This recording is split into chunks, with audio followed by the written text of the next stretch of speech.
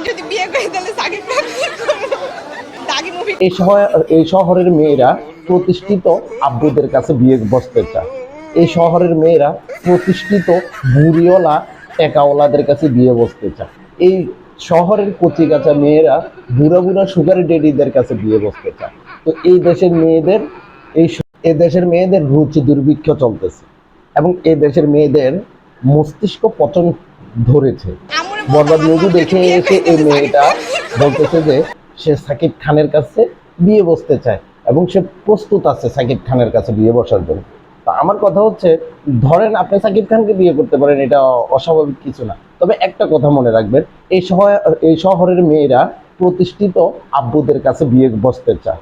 এই শহরের মেয়েরা প্রতিষ্ঠিত বুড়িওয়ালা টেকাওয়ালাদের কাছে বিয়ে বসতে চায়।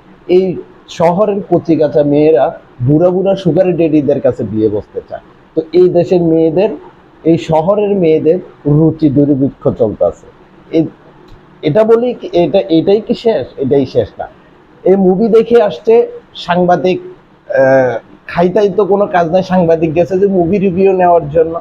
পাবলিক ওই পাশের দেশকেও ফলো করে, তো পাশের দেশে এখন মুভি টুবির রিভিউ নেয়, সাংঘাতিককে যাই প্রশ্ন করে, সিরিয়াল ধরে দাঁড়ায় থাকে সাংঘাতিকেরা, কথা না বলতে চাইলেও জোর করে কথা বলে। তো ঠিক এই দুই চোখ মারানিও মুভি দেখে বাড়িতে আছে, তাদেরকে জিজ্ঞেস করছে যে মুভিটা কেমন হয়েছে।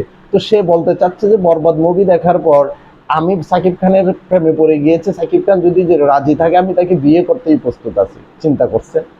তো এই সোটমানি এটা বুঝে না যে তার বাপের চাইতেও বয়সে বেশি বড় হবে যে সাকিব খান, তবুও সে কি তার কাছে বিয়ে বসবে? কারণ সুগার ডেডিদের চাহিদা বেশি। সুগার ডেডিরা হচ্ছে সমাজে প্রতিষ্ঠিত, সুগার ডেডিদের টাকা পয়সার অভাব নেই, সুগার ডেডিদের বিশাল বড় একটা ফ্যাট আছে।